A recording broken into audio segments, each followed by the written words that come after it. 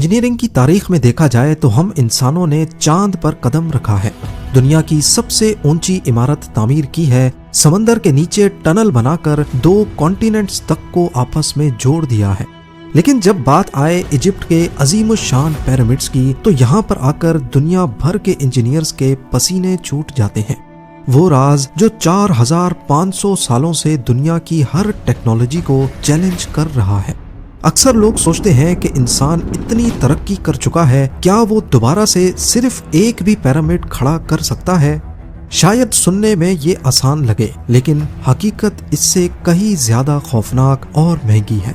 ऐसा बेशक प्रैक्टिकल में ना हो, लेकिन आज हम कुछ ठोस कैलकुलेशंस करके पता लगाने की कोशिश करेंगे कि 2026 में अगर पिरामिड दोबारा बनाया जाए तो हमें किन किन चैलेंजेस का सामना करना पड़ सकता है और इस पूरे मेगा प्रोजेक्ट में कितना खर्चा आएगा। नाजरीन, इजिप्ट का कैपिटल कायरो दुनिया के उन अजीम शाहकार के साए तले मौजूद है जिन्होंने हजारों सालों से इंसानी अकल को दंग कर रखा है। गीजा प्लेटो के ये पिरामिड्स इजिप्ट के ताकतवर तरीन रूलर्स की निशानी है, मगर इन सब में फेरो कुफू का बनाया गया ये अजीम पिरामिड सबसे बड़ा और सबसे अलग है। कहा जाता है कि अगर आप एक पिरामिड खड़ा कर सकते हैं तो दुनिया में कुछ भी कर सकते हैं।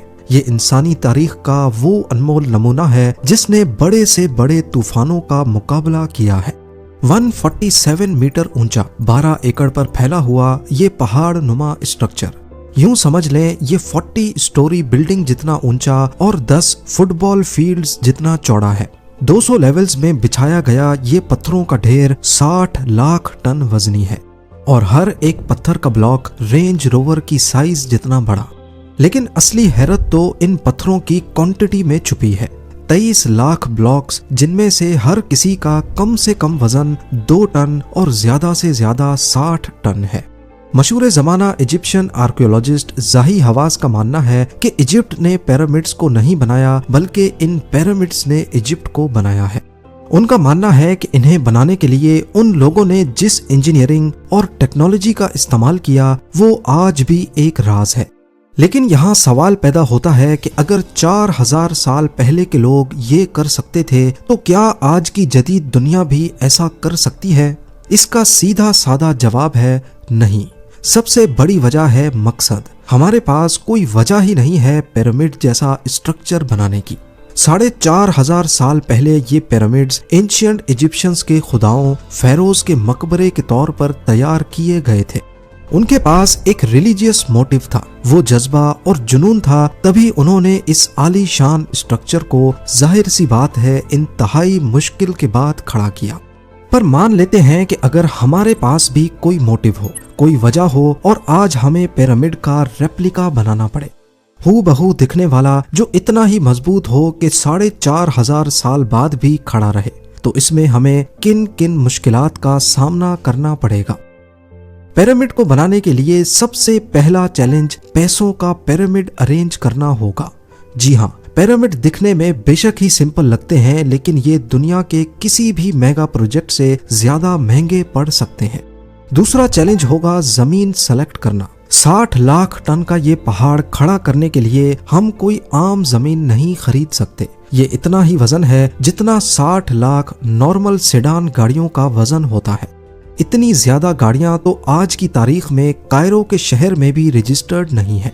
और आपका ये बात भी जानना जरूरी है कि दुनिया की सबसे ऊंची बिल्डिंग बुर्ज खलीफा के नीचे बहुत मजबूत फाउंडेशन बनाई गई थी, लेकिन फिर भी उसका वजन सिर्फ 5 लाख टन है, यानी किसी भी एक पिरामिड का सिर्फ 8%। अगर जमीन की बेस कमजोर हुई तो ये आलीशान पहाड़ बनाने से पहले ही जमीन में धंसकर एक कब्रिस्तान बन जाएगा। जमीन का सही चुनाव इतना अहम है कि इसको एंशिएंट इजिप्शियंस ने भी काफी सीरियस लिया था। सनफरू पिरामिड, जिसे बेंट पिरामिड भी कहा जाता है, फेरो कुफू के बाप का पिरामिड था और इसे बनाते वक्त उस वक्त के इंजीनियर्स ने एक गलती की थी।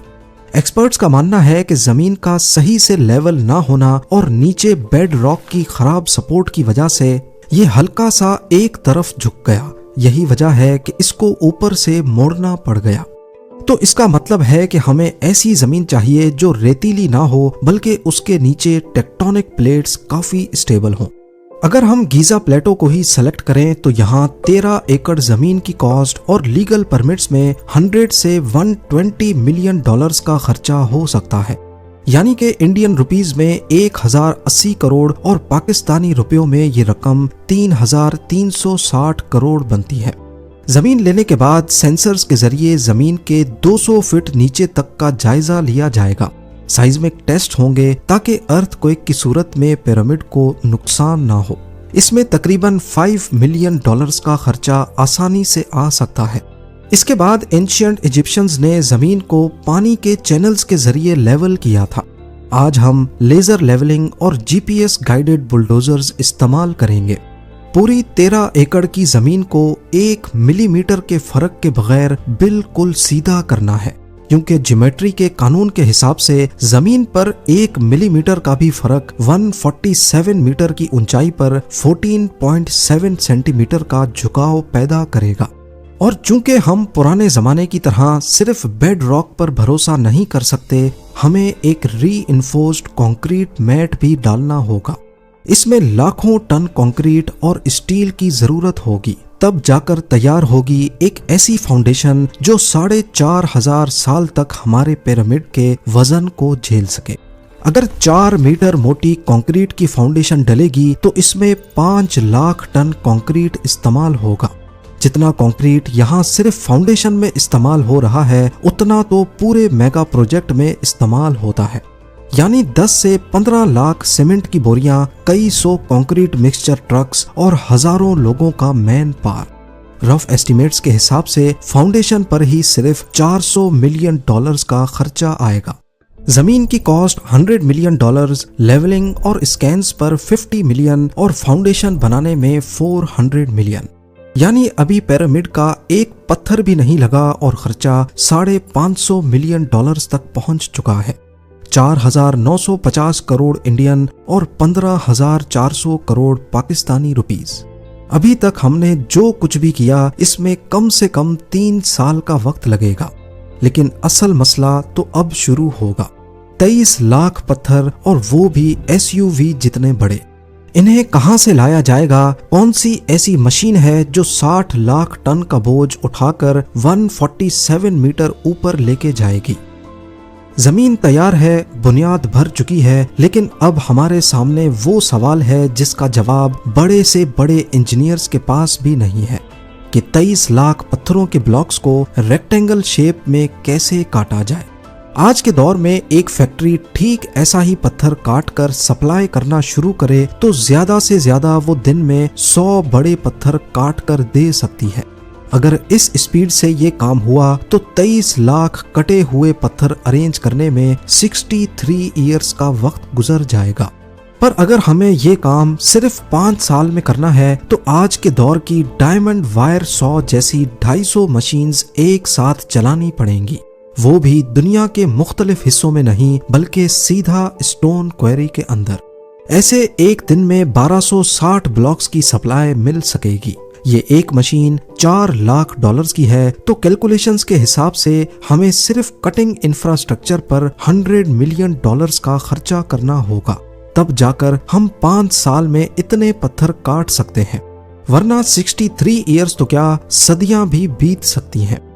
उस दौर में इन पत्थरों को छेनी हथौड़ों से काटने में कितना वक्त और मैन पावर लगा होगा, इसका अंदाजा अब आप बाआसानी लगा सकते हैं।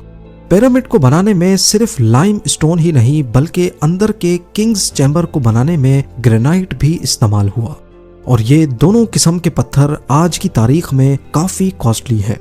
हाइड्रेटेड लाइमस्टोन $120 पर टन, जबकि ग्रेनाइट का रेट $250 फी टन है। तो इस हिसाब से पत्थरों की टोटल कॉस्ट $1 बिलियन के आसपास बनती है। याद रहे कि अर्ली 2000s में पूरे बुर्ज खलीफा को बनाने में $1.5 बिलियन लगे थे। कटिंग इंफ्रास्ट्रक्चर पर 100 मिलियन और पत्थरों की कॉस्ट $1 बिलियन। इन मशीन्स को चलाने के लिए 5 सालों में जितनी इलेक्ट्रिसिटी इस्तेमाल होगी उसके बारे में भी कुछ हैरत अंगेज फिगर्स सुन लें। डायमंड वायर सॉ कोई आम घर का एसी नहीं है। ये भारी भरकम मशीन्स इतने बड़े ब्लॉक्स का सीना चाक करने की ताकत रखती हैं। एक modern industrial diamond wire saw 80 kilowatt तक बिजली इस्तेमाल करती है, यानी 250 मशीन्स के 20,000 किलोवाट या फिर 20 मेगावाट्स, वो भी सिर्फ 1 घंटे में। 5 सालों में इस्तेमाल होने वाली बिजली करीब उतनी ही बनती है जितना पूरे इटली की एक दिन की खपत है। अगर 5 सालों तक ये काम करेंगी तो इलेक्ट्रिसिटी कॉस्ट ही आसमान से बातें करेगी। $155 मिलियन, वो भी बगैर टैक्सेस के। अब आते हैं इन पत्थरों की ट्रांसपोर्ट पर। मान लेते हैं कि ये पत्थर वहीं से काटे गए जहां से एंशिएंट इजिप्शियंस ने हासिल किए थे, गीजा से 900 किलोमीटर दूर असवान में मौजूद स्टोन क्वेरी से। अगर पिरामिड को दोबारा तामीर किया गया तो ये इंसानी तारीख का सबसे बड़ा ट्रांसपोर्ट ऑपरेशन होगा। एक standard heavy duty trailer 30 ton का बोझ उठा सकता है, तो 60 लाख टन पत्थर ट्रांसपोर्ट करने में 2,40,000 ट्रक्स लगेंगे, यानी एक दिन में 132 ट्रिप्स। अब क्योंकि ये 900 किलोमीटर का रास्ता है जो हैवी ड्यूटी ट्रक्स 3 से 5 दिनों में कवर करेंगे। अगर एक दिन में 132 ट्रक्स साइट पर पहुंचाने हैं तो 500 ट्रक्स ऐसे होंगे जो हर वक्त अगले 5 सालों तक रास्ते में ही होंगे। रफ कैलकुलेशंस के हिसाब से सिर्फ ट्रांसपोर्ट ऑपरेशन में ही $200 मिलियन का खर्चा आएगा। और बताता चलूं कि इसमें रोड टैक्स शामिल नहीं है। अभी तक का टोटल किया जाए तो हमारी कॉस्ट $2 बिलियन को भी क्रॉस कर चुकी है।